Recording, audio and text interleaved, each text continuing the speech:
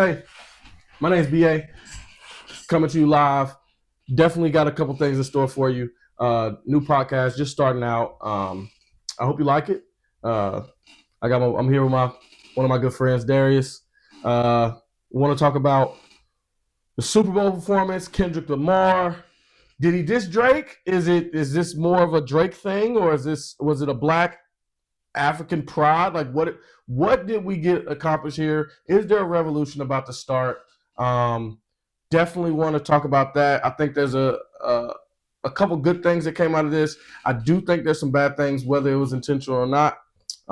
But I did want to have the conversation. I do think this is important. So here we are. So Darrius, thank you for coming. Thank you for being here. Absolutely. First and foremost, what did you think about the Super Bowl? One of the things you brought up, the revolution, I'm a big advocate for it. I really hope that that's something we're stepping towards. You know, it doesn't need to be super radical, wherever it goes, but at the end of the day, I'm all for it. I really do think it's time for our community to step up and start to band together. I think that's really important. So I loved the show from that standpoint.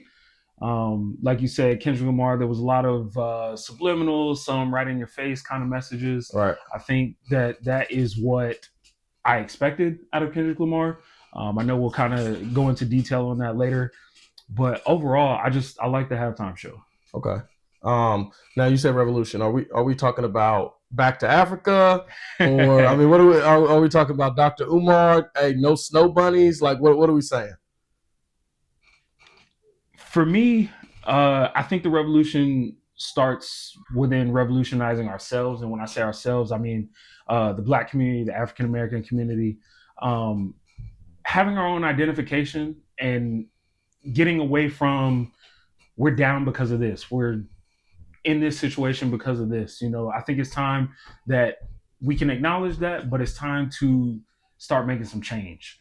A lot of the positions that we find ourselves in is just life at the end of the day. And I think that if people can make it out, which we've seen people make it out, our own included, I think we can all make it out. It doesn't have to be just one person at the top. It doesn't have to be just one person, 6 figures, 7 figures, how many ever you may be thinking. It's right. Possible for you to get yours, for me to get mine, and we do it together. We don't have to be against each other. We don't have to stop one another in order for another one of us to come up. And it's something that the community has talked about for a very long time, but it's time to start putting forth action.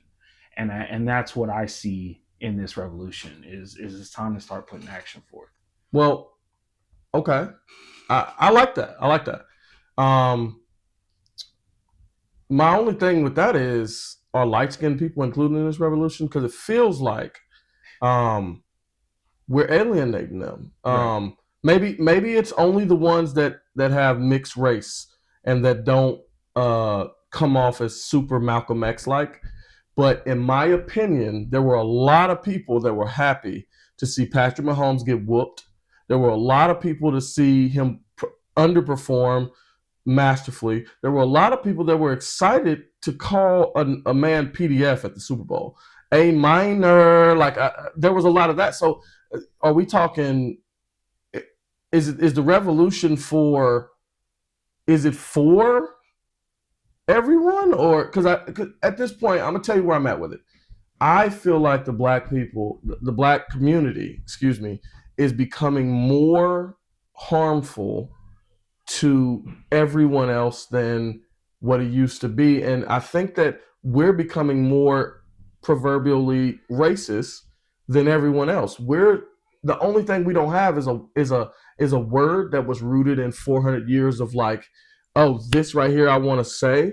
But I personally think that I'm looking at think pieces, I'm scrolling the internet, I'm looking at all different walks of life, and there's a lot of people that, it basically sounds like if you didn't like the Super Bowl, you're racist. So my thing is, to me, it sounds like you either had to like it or you're stupid and you're racist. And with that being said, there's a lot of people in our own community that didn't like it, and those people have to be whitewashed or brainwashed. And we're essentially the Uncle Sam's or the Uncle Tom, which I think there's a double entendre there with the two uncles. There's a lot of people that are saying that, you know, if you didn't get it or if you didn't like it, it's because you either didn't get it because you're not smart enough, You're against us, or you're against us. And I don't think that's the truth. I do think that there are people that could not like it, and they genuinely just don't want to decipher a bunch of code. And then on top of that, why is it that anytime that we do anything that involves a revolution or that involves anything that requires us to bring attention to something, why does it always have to be so cryptic? Why can't we say exactly what needs to be said? And if we don't say what needs to be said, why aren't we not held to the same standard of if a white exec comes out and they have a company that they're trying to sell us a product and they put something on that product that seems like they just were what's the word I'm looking for? Tone deaf. If they seem tone deaf, why is it that we get to judge them and say you're either tone deaf or you weren't trying hard enough or you didn't hire somebody, you didn't have enough diversity in the room? Because I saw Joe Budden talk about the set list prior to it coming out, and he said that set list was so bad just based on just what he saw and what he heard. I didn't hear it, but I saw it. And what he said was that anybody that thinks that Kendrick Lamar is going to come out and perform that Super Bowl is you're stupid. His exact words were, the only people that would put together this kind of set list would have to be a cultureless kid. So we're talking about him judging based on this now story that they're trying to say was being told. He prejudged that story because he thought it was coming from someone that wasn't black. right? So now, to me, what that says is everybody gets to have their opinion as long as you are a part of the affected group. Anyone outside of that affected group, everything that you say is going to be taken as if you're against us or you're racist. So what do you say about that? How do you feel about that being like at the forefront of our thing? Are all walks of life a part of it? Because it feels like it's not. It feels like we're our biggest enemy. It feels like I used to be against the term black on black crime, but now I'm starting to be a little bit more accepting to it and receptive of it because I'm hearing and seeing a lot of stuff that we're doing to ourselves, and then we're pretending like that doesn't happen. But then when someone else, on the other hand, does something, we're like, well, wait, no, you can't do that. You can't stereotype us or say bad things about us. So, I mean, how do you feel about that? I mean, is light skin, light skin, dark skin. Because it feels like we're doing it to ourselves, and it feels like it feels like I don't know if white people were smart enough to know that would create. I don't know that all the white people that had slaves said, "Hey, if we create a separation between them two, they'll always be at odds, and they'll never come together." And now it feels like people are looking for the downfall of a lot of these, especially like at the Super Bowl right now. We just talked about the two examples at the Super Bowl. Do you think those two guys are black, Drake and so they're two black men, right? So now there's a lot of people that are calling Drake a pedophile without any. There's no evidence to back that up. Now, some people said it was rap beef, but now we're past that. Now we're at the Super Bowl in front of all the white people, and we're airing out our dirty laundry. Now we're exposing ourselves at this point. So is Drake and Patrick Mahomes a part of the revolution? I mean, I know maybe they don't want to be, and I get that, but if for people that look like them, that feel like, oh no, I don't think you're just alienating them. I think you genuinely don't like the way that they look. Like, how do you feel about? Are they part of it? So, light skin is definitely a part of the revolution. The separation of light skin, dark skin, milk chocolate, however you want to describe it. Mm-hmm. At the end of the day, none of those are races. You know, there's no box that says light skin. You know, right. It's either black or you're not. And I think that's essentially how it works. If you want to check that box and you identify as a black person, Right.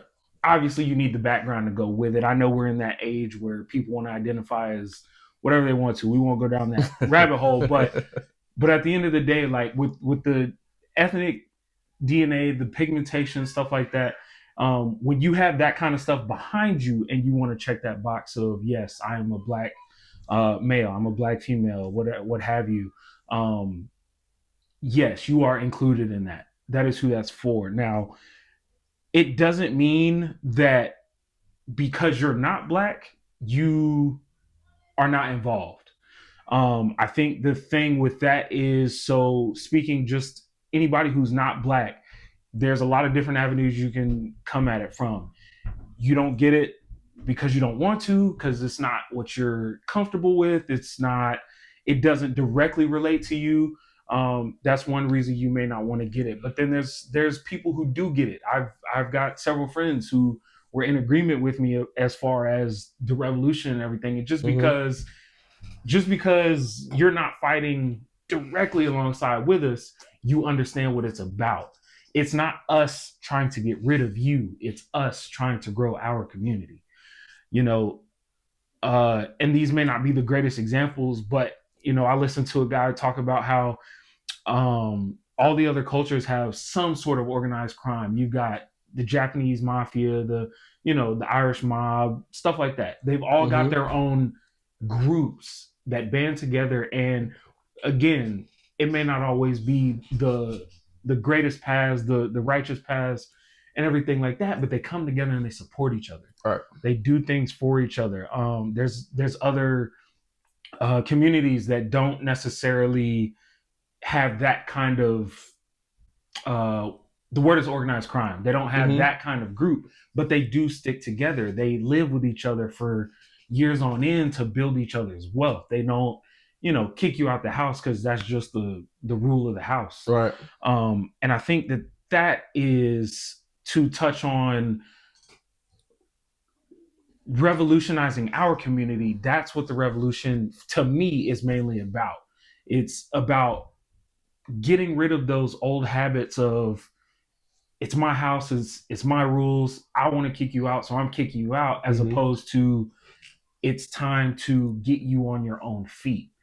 Making that decision to move your child out of the house for the reason is the difference between what we're doing here. And if that sounds confusing, so if your parents telling you, I want you out of my house by 18 just because I want you out of my house, there's a difference between that and, all right, for the next 3 years, I want you to start paying rent. And then by 21, whatever you paid me, I either pay it back to you or it just goes to you paying rent at the end of the day. But by 21, now you've learned some responsibility of what it means to learn to pay bills on time without going out into the real world, messing up your credit right off the bat because you're so young. Right. There's a difference between those two. And that's the kind of cultural revolution that we need to start bringing into our community.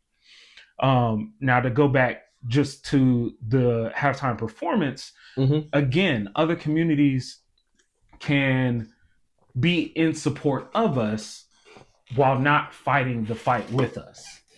And I think that's the main difference there. Completely up to them, completely up to each and every individual person, as always. That's how that's how it always works. But just because you're not fighting with us doesn't mean you can't be included. You can help us. You can, support from the sidelines without fighting within the fight.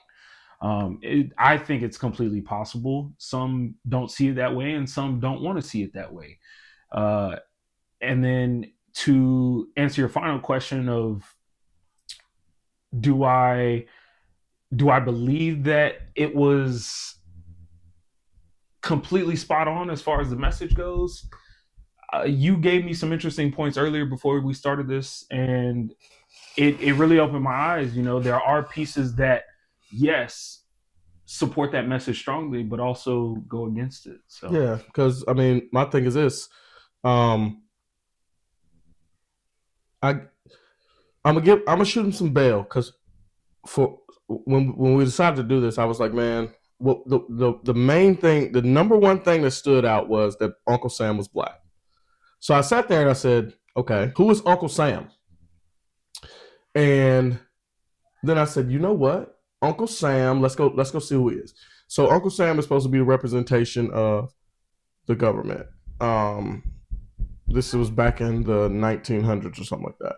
So I'm sitting there and I'm like, okay, so who is this based off of? It's actually based off another character named Samuel. So I'm like, oh, Samuel Jackson. This guy was based off Samuel. Do I think Kendrick knew that?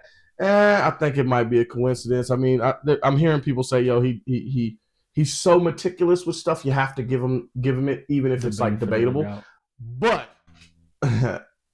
I just think that the fact that Samuel Jackson played Uncle Tom, I think it's a coincidence. Just the same way that I don't think that Kendrick had the foresight to have the chain that says A, that has a lowercase a, that would be an A minor, but it also stands for PG Lang. Right. So my thing is, and it's got two little girls holding it up. So I'm just like, man, I think that he's so cryptic and he's so like meticulous with stuff that if you create this really intricate thing, I think so many things can be intricate that it can cause even more disorder.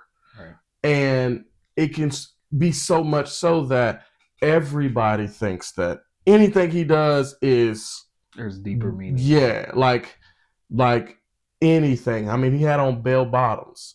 There was somebody who said, yo, he had on bell bottoms. Drake just said that when DJ Khaled reached out to him or didn't reach out, he's put, yo, I got two Drake records. He said, you must mean Drake Bell. So he's like, yo, he's got Drake Bell and he got on Bell bottoms. And I'm just like, because he's so intricate, they always are going to do that. But I was thinking about what you just said about, the halftime show and some of the things that I said. Personally, Uncle Tom being black, I could give him the benefit of the doubt and say that was an excellent way to typecast something and to actually change something that happens in Hollywood. They get white people to play black people all the damn time. So it could be that thought process. Or it just could be as simple as, he played in Django, he was Uncle Tom, I'm going to have him play Uncle Sam. It's a double entendre. But I also think that him being so focused on stuff like that, too, during this battle, it felt like a lot of everything was a stab at Drake. I remember in one of Drake's songs, he's like, yo, you better have a triple entendre when you come back for me. And it's just like, everything he's done seems to have been a triple entendre, a double entendre. So I'm just like, yo, like, okay, so let's get past that. Let's skip past that, but we can slow walk the dog. If Kendrick Lamar genuinely went out there to spread a message, then what was the whole point of teasing the Not Like Us record so many times? We know what that record's about. There's no, like, I get where some people's like, yo, they not like us. Well, okay, so what exactly is he trying to say? Is he saying that Drake's Not Like Us is Not Like Us supposed to be symbolic and Drake is just the face of what he represents? And a cancer, I think I heard Ebro call Drake like a disease in the game, and I'm just like, okay, so the guy that's been everybody used to praise for the last 15 years gets into a rap battle, and now he's an infection or a disease. Right. Sounds like you all were complicit in it. If you ask me, it would be no different than COVID-19 if that was actually something that was developed in a lab and purposely put out. Well, if you knew it was like that and you knew you had been developing it this whole time and you never said anything, you're just as guilty as anyone else. So I was looking at it like that. But then I'm also just like, with the revolution thing, I'm like, is anything going to change? Like, what? Only thing people are debating at this point is whether it was good or not. Right. Yo, was it good? Was it not? It went over everyone's head. That's not. Most of the white people say, yo, just some black dudes out there mumbling. This shit's terrible. So my thing is this: what did he accomplish? Because I always thought that if you're gonna have a revolution or if you're gonna do anything, you're gonna like make sure the people that you're trying to like offend or send the message to get it. You know, if I wanted to send you, if I was a mob boss and I wanted to make you scared of me, I want to send you a message, I wouldn't put up like cryptic, hard to understand things for you to like decipher what I'm gonna do. I would send you like like in a box or something. Yo, get it, drop that off. Your best friend would have like that's a message. Right. You got my message. I wouldn't be like, yo, this is what I'm gonna do. I'm gonna have somebody walk past his house dressed up in a costume that resembles his 3rd birthday when he was scared of clowns. And then I'm going to send the name of the clown is going to be his best friend, and he's going to shake hands with him and try to... Now, what are we talking about? There's too much going on. And I'm like, it ain't that I didn't get it. It's that I don't think the people you were trying to send a message to got it. So does that make the message worth it? If I'm a teacher and I'm trying to get people to understand something, I'm trying to teach a class something.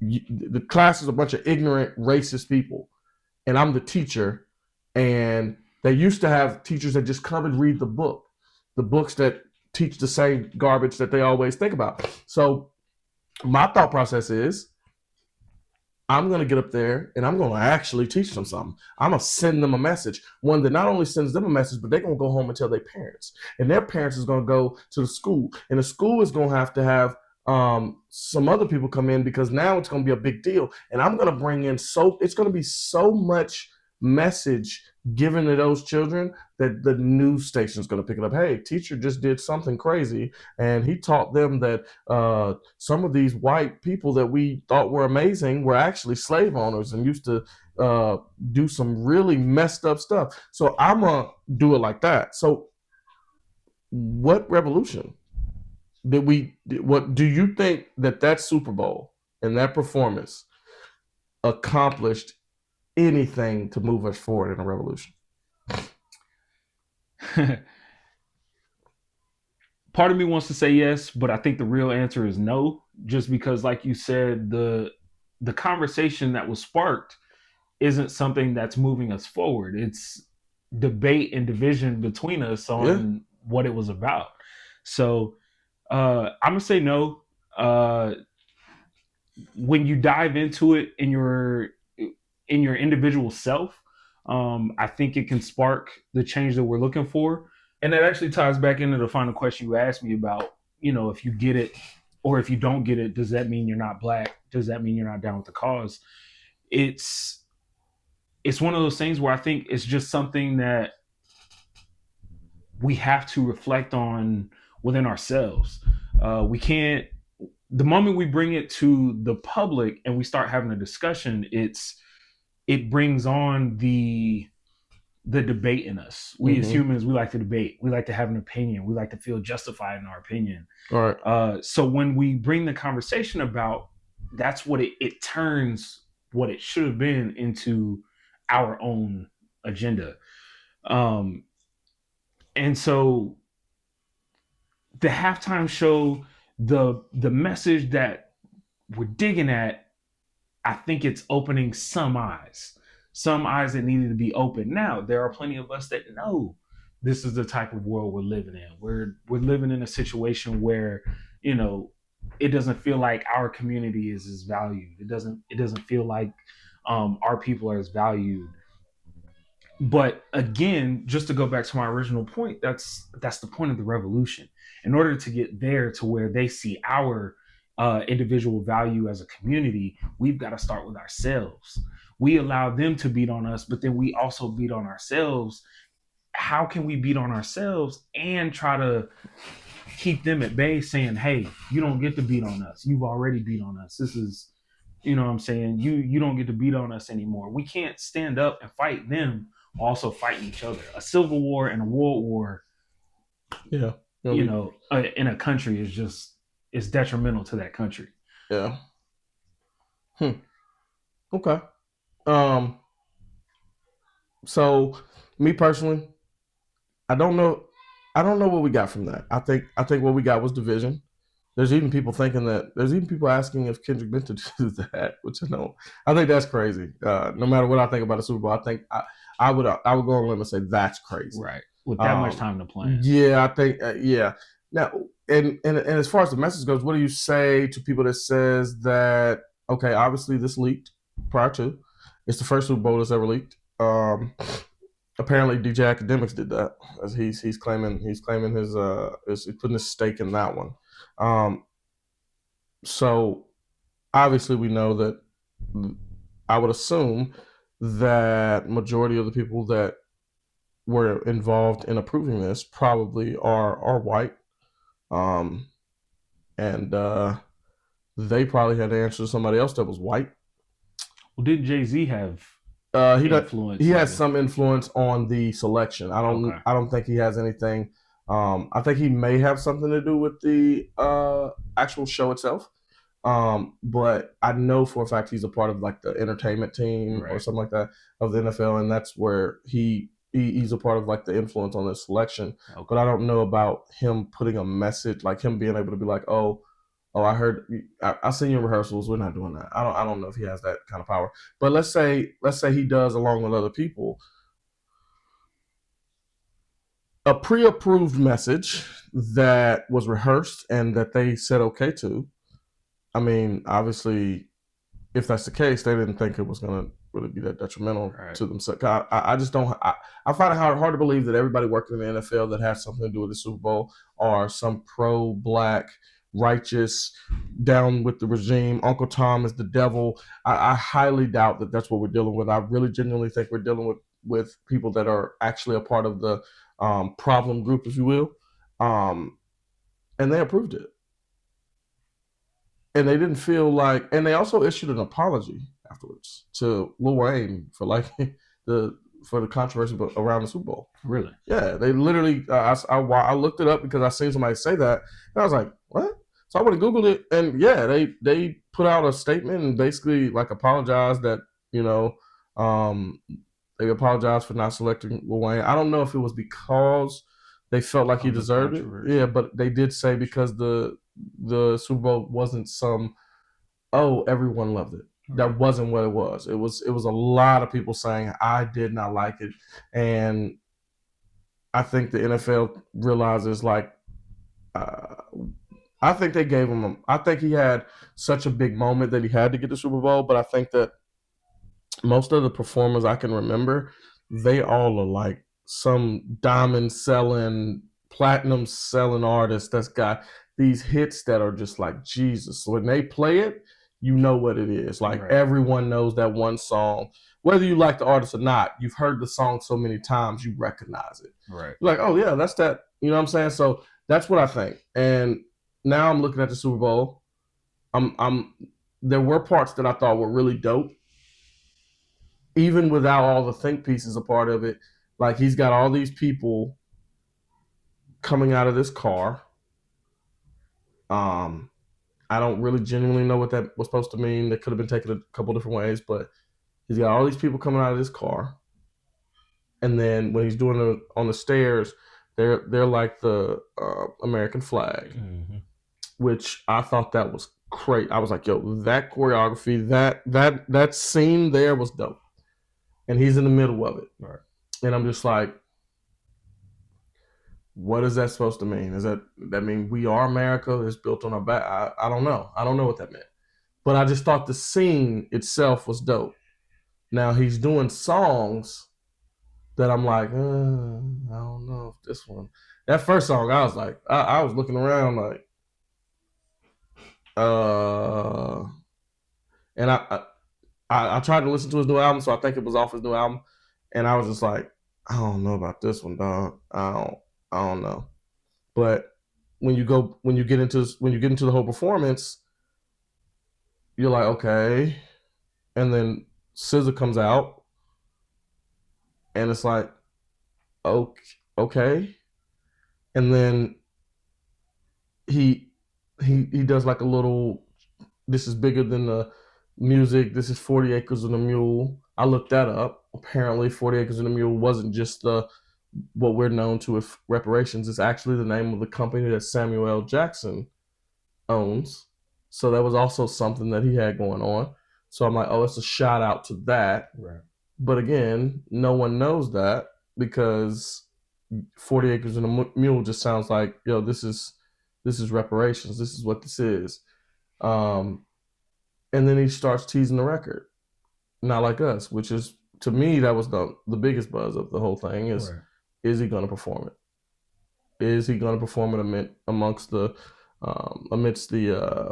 lawsuit that Drake has with UMG, who Kendrick signed a short-term deal with UMG, so I think there's something weird going on there. Right. But I look and I'm like, I actually didn't. I was not a fan of any part of this except for that.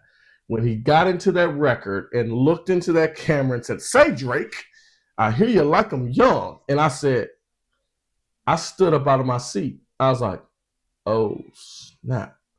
He ain't just performing it. He said his name. He didn't say the PDF word. He didn't say it. Right. That's more because of censorship. And I think that's. I'm not gonna lie. Rap beef aside, that's the corniest thing to call somebody if it's not true. Right. I do not understand for the life of me why no one seems to get that calling someone a snitch, any of those words, those are tough. Like, I'm gonna bleep that out of this. Like, right. If you catch it, you catch it. But those words, I don't think they should even be joked about, played with. Yeah. I personally feel like it's almost like gang violence. If you're in a gang and you beefing with your ops, I personally feel like kids and women should be left out of it. And I think there's certain words and certain terms and certain things that we should not cross the line with. Right. And those happen to be the three things. So I personally feel like, yeah, Drake said some stuff and then he said that back. But I think my problem is I'm not really like, oh, no, y'all shouldn't have seen. I mean, if we're going to be honest, nobody should have said any of that crazy stuff back and forth. But once something sticks, I think you leave it alone. Because it's like, oh, no, I was just doing that for rap. I don't really want you to get, like, tied up in no real genuine. Like, what if like, the feds just came out and said, no, we're investigating Drake for we heard that song way too many times and too many people seem to feel like there's credence, and we're on the internet all day. We've seen so many different. We want to know if it's real. We are tapped on every phone. We have looked at everything, and we want to find out if he's really into that. And I'm just like, that right there to me is the one thing that I think we could do without. I did like him doing that Super Bowl. I was like, oh man, my boy's cooked. Like, I was like, he's cooked. But then I was just like, wait a minute. So this whole Super Bowl is trying to call him Uncle Sam? Is this a message to the masses? Or is it a message to Drake? Yeah. Right. And if it's a message to Drake, wait, he's black. And your message is supposed to be yeah. Whether he pretends or he's a chameleon and he goes in these rooms and he changes up his message, like how he acts, I don't know if that message is supposed to go to someone like him. And I don't know if with this moment, if it should be like, if we should pay so much attention to him. Like, my thought is this: if you're the turn the other cheek guy, Black Messiah guy, he's dressed up like he's Jesus before. So obviously you have some kind of biblical sensibility or some kind of morals behind it. Your name is Mr. Morale. With that being said, though, are we going to discount the fact that it feels like that this was just a Drake diss? And all of it was a Drake diss. I brought SZA out because Drake said SZA got you wiped down. I brought Serena out because that's one of Drake's ex. I think SZA might be one of his ex too. Mm-hmm. I I don't know. And then everything, all the details that I'm the most animated about, like everything else was just him just kind of in there. But then he's mentioning the lawsuit. He mentioned, I heard somebody say that the sound that he played instead of the pedophile sound was a child screaming. Ah, certified lover boy, certified, ah. And I'm just like, so was it the message now? What were we doing? And my thing is this: if he's so meticulous and understands, I don't think that he didn't know that that's how it was going to go. I don't think for 1 second he didn't know, hey, this here is going to be controversial, and the the message that I'm trying to send may not hit because everyone's going to be focused on my beef with him. Because anyone that watched it that don't know the beef and don't know who he is, any super rich or white person that don't care, or even black people that don't care, or any race for that matter, they ain't paying attention to you if they're just going to say, is this good? No, it's not good. Oh, he's trash. And that's what I'm saying. Most of the people that aren't a part of the community and know nothing about the community, oh, this is terrible. None of them were like, oh, this is amazing. And then in our community, we're divided. So it seems like he narrowed his audience down so small that it really just felt like he was back in Compton and he was really just doing it for the homies. That's what it felt like to me. So I don't know, man. I wanted it to. I really genuinely wanted to be better because I know what the message is. I get it, but I don't know if it hit. I just don't know if it hit. And my thing is, at the Super Bowl, do we care that it hits? I mean, I think it's ironic that you try to make a message hit, but you ain't performing your hits. It's like, yo, where are your hits? Right. Like, and you couldn't find a better set list and track list to get your message across. You couldn't figure out a way to do something different than all the shows you did, incorporate all the biggest songs you have, and do the same thing with the message and leave Drake out of it. Like, could you have done it? Could he have done it without that? Like, if he didn't, I feel like if he didn't perform the Not Like Us song, he was in trouble. Like, just based on, like, he might have, I think his first, if we're comparing the halftime show to the actual game, Patrick Mahomes and them had a very bad first half, and I think he had a bad first half. And I think that they tried to come back and it didn't work. And I think that he was like Tom Brady out there. He was down 28-3, and he was like, yo, I got to do something. And he started screaming mustard, and he started saying Not Like Us, and that was when the whole show changed. But before that, I don't know if any of that other stuff got anything across. And if that's the case, those two records that he played, DJ Mustard has a beef with Drake. He's been very vocal about it. He's playing Kendrick songs, and he's teasing playing Drake songs and then playing Kendrick stuff instead. So I'm just like, yo, like, it really felt like the biggest moments of your show was dissing Drake. And now it's, if that's the case, or even if that's not the case, the fact that the majority of people are thinking that, was your halftime show short-sighted? Right. So I get what you're getting at. The hits, in a sense, somewhat saved his performance. But I also, when I think, I'm replaying it in my head, when I think back to it, when he was performing some of the songs that may not necessarily been his best hits, it was when those were finished, and like, I think, was the song with SZA, All the Stars, was that the last one, I think? And then they panned it back to Sam, and Sam was like, that's what they want. Peace, calm. We don't, they don't, behave, because that's what the government or the man is always trying to do to us, is get right or get out. And I think that, so for the people who just straight up didn't get it, who don't know anything about the beef, don't know anything about Kendrick, it's give us something entertaining or get out. Right. We're not here for your beef. We're not here for your revolutionary message. We're not here for any of it. We just want to be entertained. And that goes back to the original post that kind of brought us to this conversation. Mm-hmm.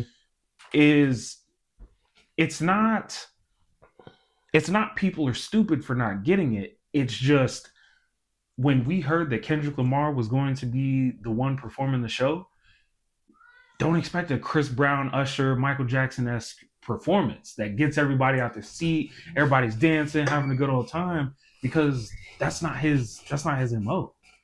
When we hear that Kendrick is coming, the first thing I think of, and I'm not even a big music person, but the one album that I have listened to all the way through is X. Something that was a part of the Black Panther movie. Something that to a lot of us, again, in the African American community, Black Panther was not just a movie. It was representation, which is also part of the revolution. And in that album, Kendrick touched on Michael B. Jordan's line or Killmonger's line of death is better than bondage. You know, stuff like that within the song, while the song may not be fully about the slaves on the ships, that line in itself hits so strongly. So They Not Like Us as a song, yes, is a diss to Drake, but in the breakdown of They Not Like Us, the part that he's referring to with Drake is the what's the line? He's like, let me break it down for you. Once upon The settlers or whoever, I don't have the line in my head right now, but when you listen to it, he talks about how they treated us back in those days. He said, once upon a time, all of us was in chains. Right. Yeah. And so the beef, and I think there's so much hatred with Kendrick that while the message is revolution and uniting, and he's got so much beef towards Drake because of what's happened with them personally, he's excluded Drake. Not that that's the point of the revolution, is just that's what Kendrick's doing to Drake. So but to go back, is just with that, Kendrick is bringing that revolution to us. And I lost my train of thought there.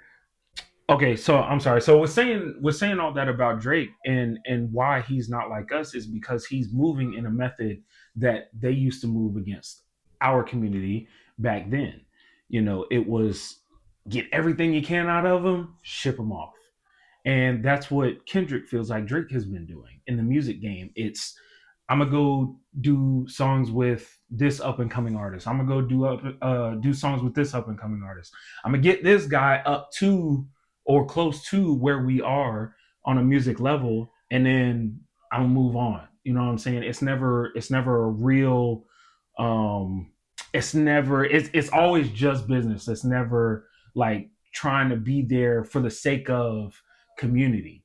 You know, he's not bringing them up because, oh, we're both black. We're, you know, that's what we're supposed to do is look out for each other. This is business. You're on the come up. I'm going to attach myself to it. And on the back end, I'm going to do a little something for you. But at the end of the day, it's just business. And I think that's what strikes Kendrick so hard and why he goes at Drake so hard. But in the grand scheme, the entire show was, and it's no coincidence that Trump happened to be in the house. Yeah. He was. Yeah. But the entire message, while yes, also getting his digs in at Drake, it's also putting the rest of the country on notice. And I think that's what the red, white, and blue is representing. Part of that is we're a part of this country, but also what you guys have done to build this country to where it is. We've got a president now who, in his first term, was saying, let's make America great again. And a lot of people instantly think racist because any period that you can think of, the further you go back, the harsher it gets for us. So it's understandably so why people get so uptight when it comes to the phrase make America great again, Donald Trump being president, and Kendrick saying they not like us is more than just President Trump, but it's what all that represents as a whole. So I do think Kendrick, with the double entendre, triple entendres that you mentioned before, is what Kendrick is really good at. Mm-hmm. And just one more time to sum it up, it's a shot at Drake. It's a shot at the country, and also supposed to be bringing that revolution mindset within our community. Now, did it successfully do it? I still stick with my answer. I still say no, because at the end of the day, the results are what they are, and it's bringing us to debate about what the message was about, as opposed to bringing us together. Like I think it should have, because that is my opinion. I do think that the message was about revolution. Yeah, I think I'm gonna be honest with you. Had he went up there and not performed that record, not like us, I think I would have got it better.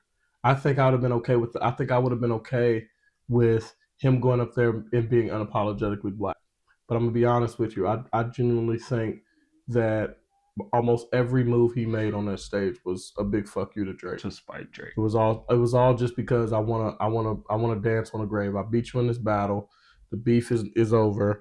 I really never liked you. I've probably been jealous of you for a long time. There's videos. I mean, even when he started out, he said, "Yo, I'm surprised you reached out for a verse, because that's apparently what started this." Drake and Kendrick wanted him on the song, and then instead of him getting on the song, he said, "No, I'm cool." And they went on there and said, "It's just me and him anyway. It's just me and Cole." And then on the J. Cole song. Yeah, that's apparently what started this. Gotcha. That sounds like I never liked you, or I'm jealous of you. There's nothing, or I guess maybe I could think you were a bad person, and I could just like not want to be a part of anything you're a part of. That could be true, but either way, he then goes on the songs and says, "No, everything with me is blessed. I don't have no problem with you." If you didn't have a problem, why you didn't do the song? Right. What was the? He said, "I'm surprised you wanted a feature request. You know we got some things to address. What do y'all got to address? Because it sounds like if he had a feature request, why you didn't just address it? Have a conversation behind closed doors. No, it sounds like you wanted this moment, and you got it. And then now there's people that are coming out and saying that, you know, the message, and I don't think a lot of them even get the message. I think a lot of them are reading think pieces, and then now they're going to run with that. That's what their message is going to be. It's, oh yeah, you know, because I seen somebody said he had 16. There were 16 stars on his on the jacket of Samuel Jackson, and at one point he had mentioned something about losing 16 friends, like losing 16 homies, like they were killed or something like that. So I'm just like, yeah, I get all that seems to add up. I mean, I'm not against that adding up. I'm not one of the people where I'm like, oh my God, everybody is just. But I am one of those people. Yeah, there is too much dip on the chip a little sometimes. But I also think that he, I do think that sometimes he is well within his right and does get it right and does have that extreme eye for detail, and he's very good at that. But then also I do think that his fans think that he can do no wrong, and I think that causes a divide. I know for me, whenever somebody tells me somebody can't do no wrong, I look for stuff that's wrong. I'm like, so you telling me they perfect and we know he ain't? All right, I want to know. Now I want to know what's going on, because why y'all trying so hard? Even as I'm a Drake fan. I love his music. I know the boy corny. I ain't about to sit here and stunt. When he be in the mirror pucking his lips and shit, I get pissed off because niggas think I look like the motherfucker. So I'm like, hey, come on, dog. Like, yeah, I'm like, come on, man. Why are you doing your hair like a little girl? Come on, bro. Like, what? And your neck, come on, bro. Like, you got me. Now I'm defending you because I'm pissed off. So, and I'm just like, it's like, we talking, and I'm talking to guys that don't really like the guy. They're like, yo, it's soft ass. I'm like, well, what makes him soft? And I'm like, I would never defend him. I don't know this dude. Right. Like, when I pass away, he's not coming to my funeral. I don't know him, and I'm not going to be at his. Like, I don't know him. But when I hear the music, I'm like, oh, shoot, the music. I like this kind of music. Like, I think it was funny. Kendrick said, I like Drake with the melodies. Nigga, me too. I love Drake with the melodies. So I'm just like, yo, like, I don't think anything about that show was done without detail. And I do think that if you're going to give him that much credit, you also have to say, well, if people are taking some of a majority of the show to be this is at Drake, this is at Drake. If he's so meticulous and he's so articulate and he's so well detailed, you got to say he's probably doing it on purpose. So if that's the case, the revolution, I don't think it's as important to him as he makes it seem. Which I kind of felt like that anyway, because if it's that intentional, man, I do think it was deliberately a stab at Drake. I think majority of that was a stab at Drake. It was like, come on, dog, like you can't say you're that deliberate, but then so many people, the masses are like, hey man, this feels like that versus this feels like this, and then you go, oh no, I just wanted it to be the the positive stuff, not the negative, messy, you know what I'm saying, the other stuff. Not, so yeah, I really think that was the main thing. And if Drake deserved it, I get it. Not here to defend him because I don't know him, not on a personal level. I would hope that if this many people had a beef with him, it's for a good reason. And I hope it has nothing to do with females because if all these guys are falling out with him because he's messing with their females, I think it makes them look weak, not him. I mean, it makes him look like a snake, but you gotta think if your girl can get taken by him, she was not your girl. So you gotta, you know. But yeah, that's my take on it all, man. I genuinely think that so scale of 1 to 10 overall, message included, entertainment included, set list included. What would you rank this on a scale of 1 to 10? Overall, I'm around 7. Around 7? Okay. Yeah, I was at about a 6. Reason why I gave the overall entertainment piece, I was only entertained at the end. The whole beginning, I was like, but so I gave that like a 4. But I gave his message like, I mean, it's up there. It's probably like a 9, 10. So I'm cool with a 6, or 8, 9, 10 really. So I'm cool with a 6. I think that could have been better. Yes. Could he have played different songs? Yes. Do I think that there was a message? Yes. Do I think there was a certain level of pettiness that he's getting away with because people like him? Yes. So that's my take on it, man. And you know, I think one of the funniest thing was if you would have heard the way Joe Budden went in on this fool and thought that some cultureless white trash kid, dumb idiot kid put out the set list, put out the recording of the whole rehearsal was recorded and they put it out and they said there's no way. They said this has got to be AI and this is fake and this would never be what it is and there's no. And then for him I watched the podcast today and he completely backtracked and said, well, oh, I don't like the set list, but I can't tell the storyteller how to tell his story. And I was like, that would have been cool if you didn't hear audio. You heard the actual show already and you still shitted on it. And now you're backtracking. Your integrity is compromised. It looks like you're getting paid by them.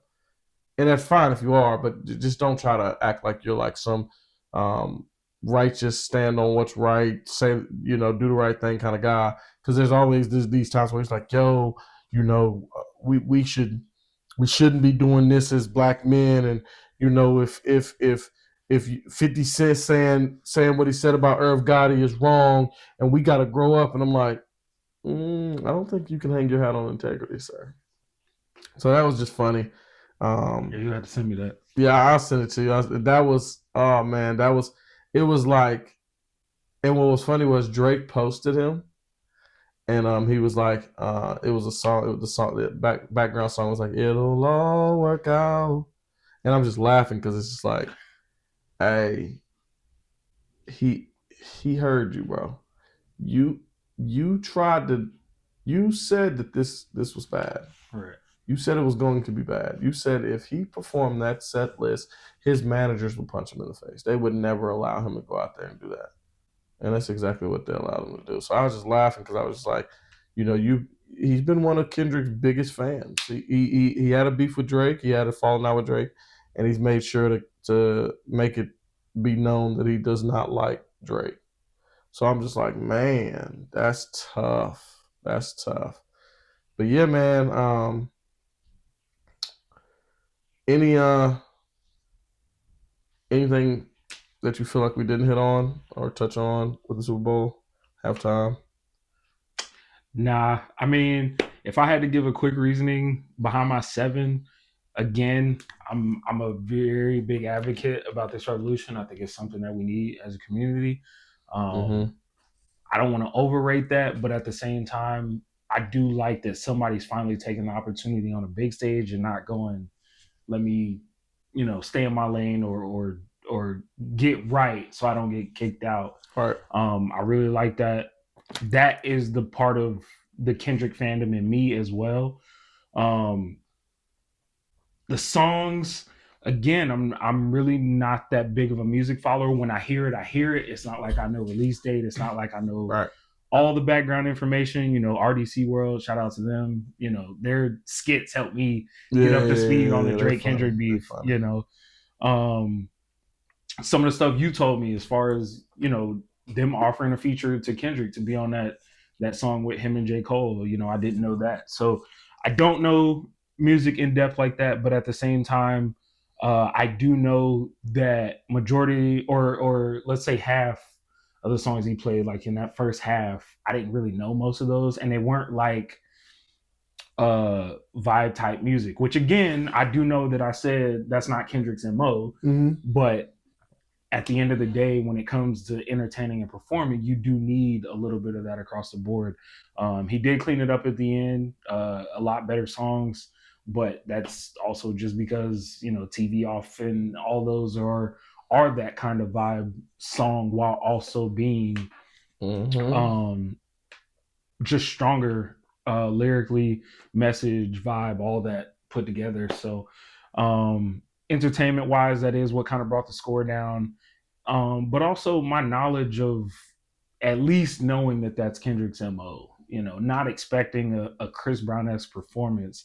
I feel like I can somewhat judge it on a Kendrick being Kendrick and not Kendrick compared to a Chris Brown, a Usher, Michael Jackson performance, because I know they've been talking about that one a lot in recent history, is his halftime show being one of the best of all time, stuff like that. So if we're comparing him to those guys, then yeah, his score is a lot lower. But as far as just overall his performance, just keeping him only going, just judging him based off him. Yeah. Okay. I think it's a cop out, but I'll let you have it. But I mean, because at the end of the day, like, yes, it makes sense. And this is a comment you left on the post. Yes, we absolutely want to be entertained at the Super Bowl halftime show, but at the same time, it's not a requirement. So Kendrick bringing and taking this opportunity to do him. So you think that so let's take away from Super Bowl. You don't think that you don't think it's a requirement to have an entertaining halftime of any sporting event? You don't think it's a requirement? It's a requirement, but we've got to break down what it means for it to be entertaining, because this has drawn not only views but conversation. And if we want to talk about entertaining, we want it to be memorable. And this was memorable, not in the sense that we usually go for or usually expect, but it has been memorable, especially from a numbers standpoint. A train wreck gets views and probably is a little bit memorable. I don't know if it's entertaining though. I think entertaining is something that there's a certain level of skill that we're expecting. There's a certain level of not just viewership. We all have eyes. We see things. So if we're being honest, majority of things are gonna. I've seen somebody go in a store and set themselves on fire. It's gonna go viral. I saw a cat play with a fur ball and it got like 5.6 billion views on YouTube. Right. I think the entertainment piece is um, is when skill or talent meets engagement. And that's not to say that he didn't do those things, because obviously the engagement is the think pieces and the conversation we're having. And obviously for him to have that kind of breath control and him to talk, there's a certain level of talent and skill there. But I think the third element to entertainment also is likability. And then also, if we were talking about something that was more of a like a replayable thing, replay value, Longevity. and longevity. Yeah, I think entertainment wise, when we watch things, if we were, I can watch an NBA game and it could be one of the worst on the planet. I could still be engaged with it because I could talk about how terrible of a game it was. The Super Bowl, the game itself was trash, but it was still kind of entertaining because people were still getting knocked around, and I could talk about how Patrick is Patrick. I can engage with it. Is Patrick Mahomes the GOAT? Is he going to be as good as Tom Brady? I can come up with a lot of things, but they don't make the performance that entertaining because it wasn't competitive. It wasn't. So I think there is a. Excuse me. I do think that the entertainment piece, there is something else other than the engagement and the viewership. But I get where you're coming from with that. I personally just think that the entertainment has to be very likable, digestible. If it's too complicated, people are not gonna like it. If it's too easy, people are not gonna like it. You need to learn how to put it right in the middle. Right. And that's in anything, not even just entertainment. That's just with anything. If I make a game tomorrow and I give it to you and tell you to test it out, if you can't beat that game, you're going to say you don't like it because it's going to be too hard. But if I put the game too easy, it's not going to challenge you enough for you to even feel engaged enough for it happened. So, to me, it's all about balance. And me personally, I think I think his slider was too pro revolutionary, too pro black, and not to say that you can be too pro black. I mean, or too revolutionary. We need to be that until we get the equity and equality, and until we get to a point that we need to be at. I think we do need to be intentional with the way that we do things, but also we don't want to be the guy standing on the side of the road preaching that everybody's going to hell. Sinning, you're going to hell. I don't care about the message. I don't care about how I sound. I don't care about the delivery, because what I'm saying is the truth. We could all believe that what Kendrick's saying is the truth. What he was doing is the truth. But there's also a way to deliver that message, because if you don't deliver it the right way, you get what you saw. You get a lot of people going against it. A lot of people calling it trash. No one's going to be there's not going to be any revolution if everybody don't rock with it. If you get up in front of a group of people and say the right thing the wrong way and you're trying to motivate the team, I'm going to tell you the perfect example. Did you see when Jameis Winston was given like the pregame and he was talking about eating the W? I got the message. Right. The message was we need to go out there and play extremely hard and win this game. The problem is the delivery was so bad, no one was motivated to do anything from that. Right. Even if they go win the game, you can't say that was why. So that's my point with it. Right. I think he was out there giving a halftime. He was giving a pregame speech talking about eating W's. That's what it felt like a little bit. Right. And it was just like, okay, what are we doing here? So that's my final take on it. That's probably my final take on it. Remind me, because I didn't see what happened. What happened with that? So what's going on now? At the Super Bowl, Cam had his podcast set up, and at a moment he had Travis Hunter on. Of course, it's a rotation. It's not the podcast was there and Travis Hunter was a guest. Guests are rotating out.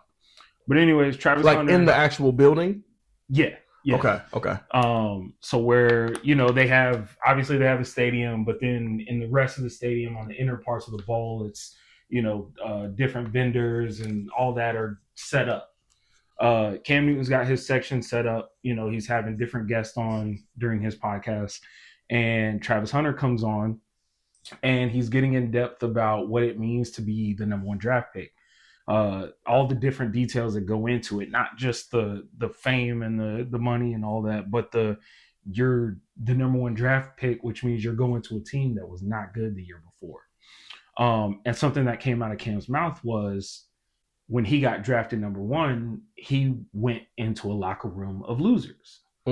And the problem came about not only when Steve Smith spoke up and said something, because Steve Smith voiced his frustration in that he was disappointed in how Cam was talking about the organization as a whole, but it has also stemmed from the aura that other people have placed around Cam, whether it's rightfully earned or not. The stigma about Cam Newton is that he's a selfish person. So when he said this, a lot of people were going, wow, that's pretty low of you to call the entire locker room trash and think you came to town and just turned all that around. Right. Now, if you go back and watch the actual clip, he says verbatim, locker room of losers, not full of losers, not everyone in that locker room was a loser. So it's just like what you were saying earlier about Jameis Winston. There's a message to be understood, but the way it was delivered is what's got everybody in an uproar, and also partially who the messenger was. Now, me personally, everything that people are saying as far as obviously what Cam said was disrespectful, because even Steve Smith chimed up and said something, and it's like, well, that might be true. Everything that you're saying about in support of Steve Smith, Cam Newton knows that. As somebody who's played alongside of Steve Smith and has been his go-to guy, even if they didn't have the best of friendships, Cam Newton knows Steve Smith is not a loser. Right. And when Cam Newton had more time to address the situation, he went into further detail. He didn't backtrack on it. He said there were people in that locker room that had a loser's mentality. Your record, y'all being 2-14, yes, you lost, but that's not what makes you a loser. Being a loser is a mindset. Are you just going out there and accepting the fact that, hey, we're not that great, but I'm gonna go out here, I'm gonna make sure I don't get hurt, so that way my checks keep rolling in? Like that's what Cam Newton was addressing when he's saying locker room of losers. There's people in that locker room, and not just players, but there's people in that locker room that are okay with the way things are here. And while whatever the case may be with Cam Newton, whatever he's got going on personally, we know that Cam is a competitor. That's not to say that nobody else in that locker room wasn't, but Cam Newton as a competitor is not a fan of losing, and we know that. So when he says things like that, I get both sides of the fence, but at the end of the day, you've got to listen to what he's saying for what it is, instead of, well, I know him as a selfish person, so I'm gonna take what he's saying as the most selfish way possible, because that's not where it was going. Yeah, like I mean, I get that you don't like the messenger, but did you get the message? Right. Like, yeah, I'm with you. Yeah, I listening to it the way you explained it, it sounds to me like he said it was it sounds like it was a poorly delivered message coming from the wrong person. I get it. If you are drafted in the first couple picks, more than likely you are a team that is not good the previous year. I'm a Bears fan, bro. Caleb Williams, I do think he's going to be good. He went to a team that was not good. For you to go to a team that is good, you can't be too good of a player. I'm interested to see what happens with Deion's son, Shador, because I want to see. He's saying he's not going to let him go anywhere except for a couple places, and I'm like, well, what if those places don't have a pick? So what? Then what? Like, so he's either going to have to be a later pick or right. Yeah. So I'm just trying to figure out what's going to happen. But yeah, I get what he was saying. He's basically saying, yo, when you're really good at this sport and the way the draft works, the more the less winning teams gets dibs on the best players. Unless something, a trade or something like that, that's what happens. You have to be prepared to go in there and lose. That is what it is. And what year did Cam Newton come out? 09?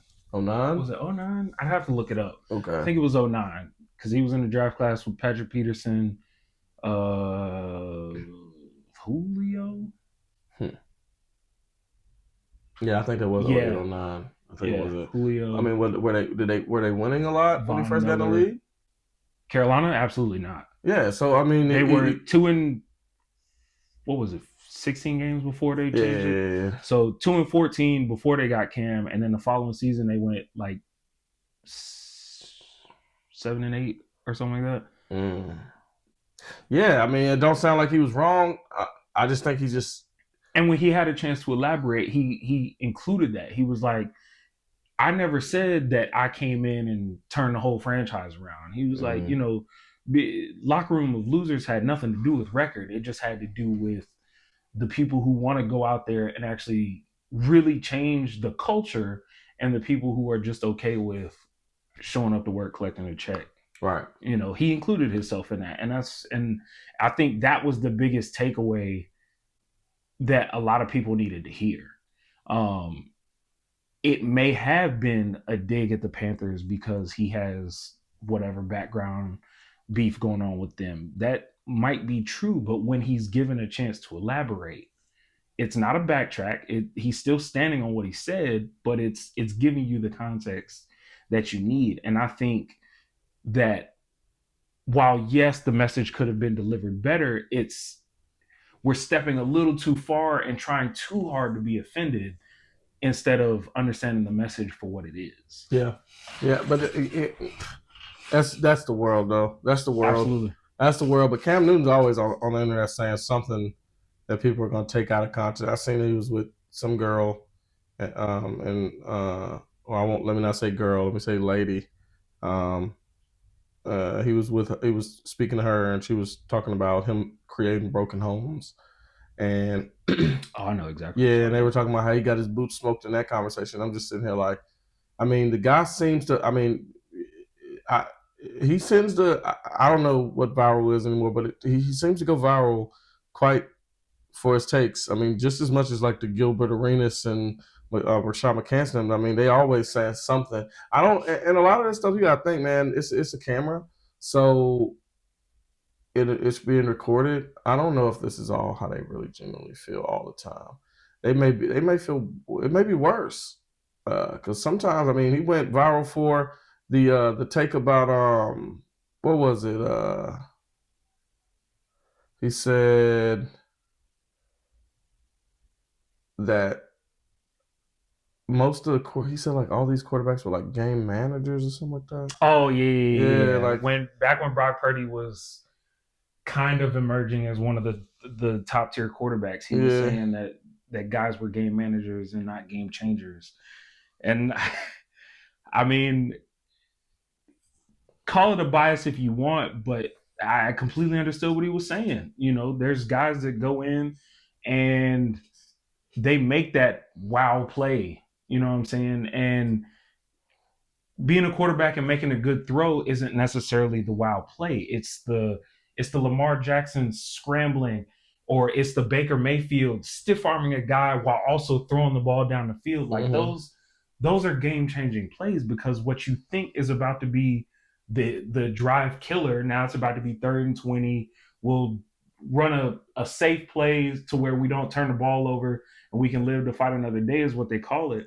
But taking that play, and instead of it becoming that negative play, it's turning into even a 5-yard gain. That makes a difference in a ball game when you can string stuff like that together. And that's the difference between being a game changer and a game manager. And people were upset because he called Brock Purdy a game manager and not a game changer. And everybody was really bothered by that, because it was like, well, Brock Purdy's winning. Brock Purdy's doing more than you. Brock Purdy would have jumped on the fumble. And it's like, but none of that has to do with whether or not he's a game changer, game manager. Brock Purdy And the other thing is they took game manager as a slight. Game manager is not a slight at all. Tom Brady, greatest game manager of all time. I completely agree with that. I don't think Tom Brady is a game changer. I think he's just the most elite game manager there is.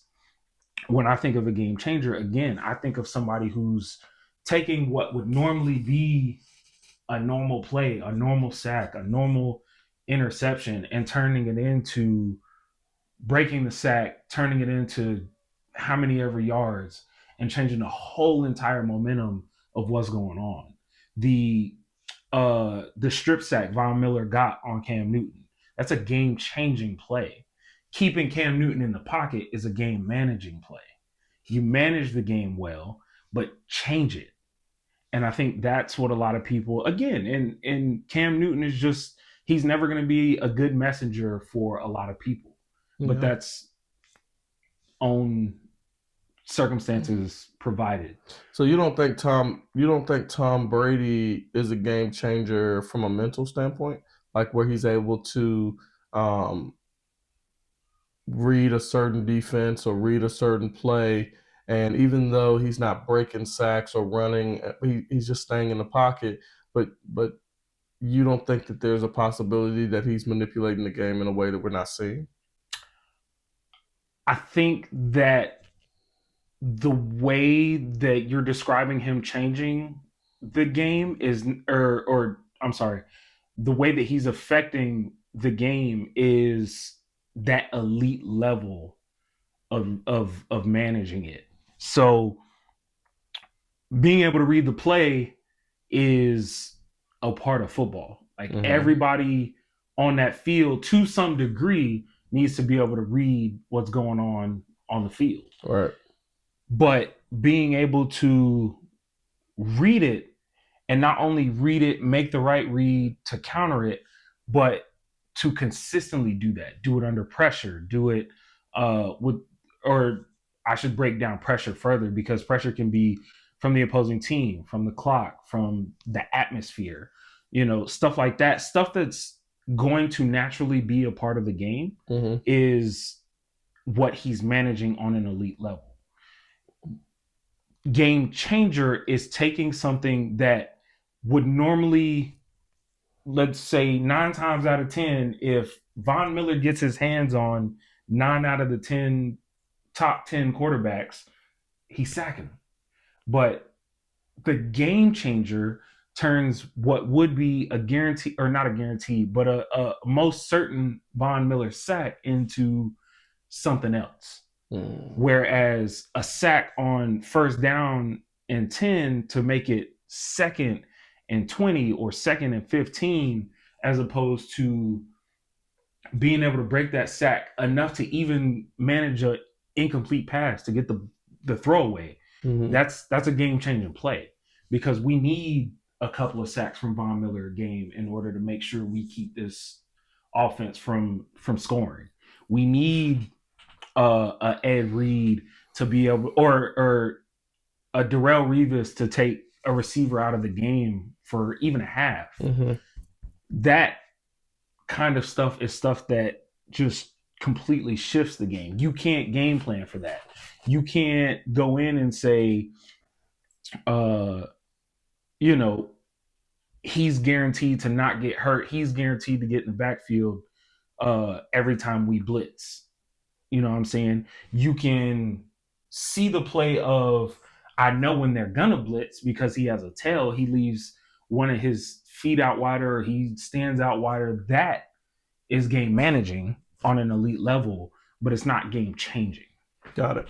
So a game manager versus game changer. There are game managers that are better than game changers. Absolutely. Okay. So I'm picking up what you're putting down. And that's why I say game manager is not a slight. It's not a slight in any sense of the word. Absolutely. Yeah, it's an archetype. There's plays that Lamar Jackson has made, and then at the end of it, you go, Lamar, you could have done something smarter with that ball right there. Yeah. You know what I'm saying? There's plays where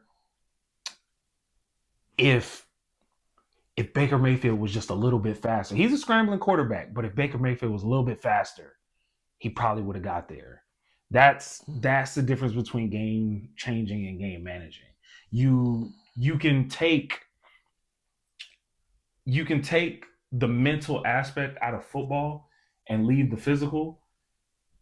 And when that physical shines, it's great, but you can't plan for that.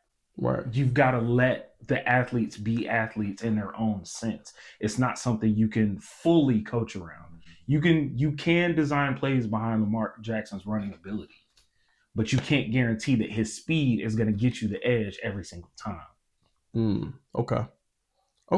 I get that. You could be one of the best game changers, but a game manager could still, in comparison, be a better at that position than you.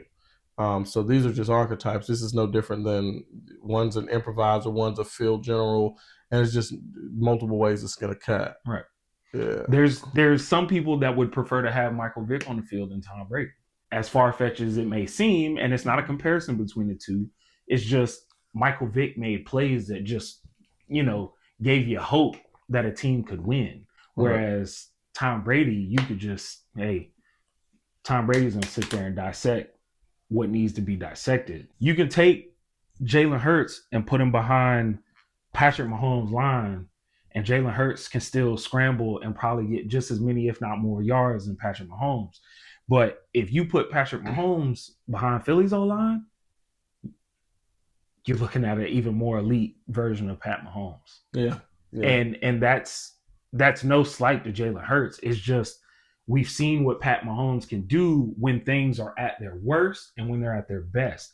And we've seen what Jalen Hurts can do at his worst and at his best. And give a guy a perfect scenario, you're still going to get different results. So what would you consider Jalen Hurts? I would say Jalen Hurts is a game manager as of right now. He's just like an athletic one. Yes, a very athletic game manager. And the only reason I say that is because when I watched him, not just in the Super Bowl, but in multiple games, and I use A.J. Brown as a very strong reference point, is you've got these design plays where it's like, if this safety doesn't immediately pull over here, I know I've got AJ one-on-one. And there's just too many times where it's not even close from a throw standpoint. And it's like, I do take into consideration that sometimes you've got a situation where the guy's in your face, so you just got to get it out. But take those plays out and let's go from you've got time, there's nobody breathing right in your face, you got to stand and make that throw. There's just been too many times you just miss. Yeah. And unexplainably so. I even think back to the previous Eagles Chiefs Super Bowl where it wasn't lost, but it was like, we need a Hail Mary. And Jalen couldn't even get it there. And it was like, you've got arm strength. We know you've got arm strength. You couldn't even get the ball remotely close. So he has athletic ability, but it's not so far above what everybody else is offering on the playing field. Cam Newton, there's plenty of quarterbacks that are faster than Cam Newton, but there have been some plays where 3, 4, sometimes even 5 guys couldn't bring Cam Newton down. They couldn't run him down. So his speed and size combined gave him that game-changing ability. Mm. It wasn't guaranteed on every play, but he had it, and he had shown it.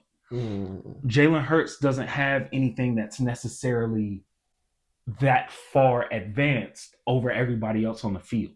Saquon Barkley, his elusiveness, to be able to juke one guy, spin the next one, and then hurdle all in one. His elusiveness puts him on a game-changing level.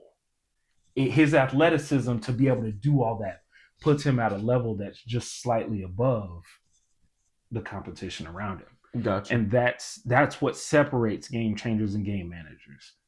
Copy. Okay. No, I get that. Yeah. I mean, I think Cam just he has a very good he's a game changer when it comes to pissing people off. Absolutely. So I'll say that, and I'm sure he'll have some other stuff that we can we probably be able to discuss. I'm pretty sure he's probably recording something right now that we More can be like, content, oh my absolutely. goodness, bro. No, he didn't just say that. But yeah, we did it. I don't have anything else to say about any of these topics. I think that we left no stone unturned. I appreciate you for coming over and pulling Appreciate up. the invite. Absolutely. Hopefully, we have some other topics we can get to. Um, welcome anytime. And for everyone listening, thank you for paying attention. Thank you for listening. And at the end of the day, I hope you like it. From me to you, I'm out.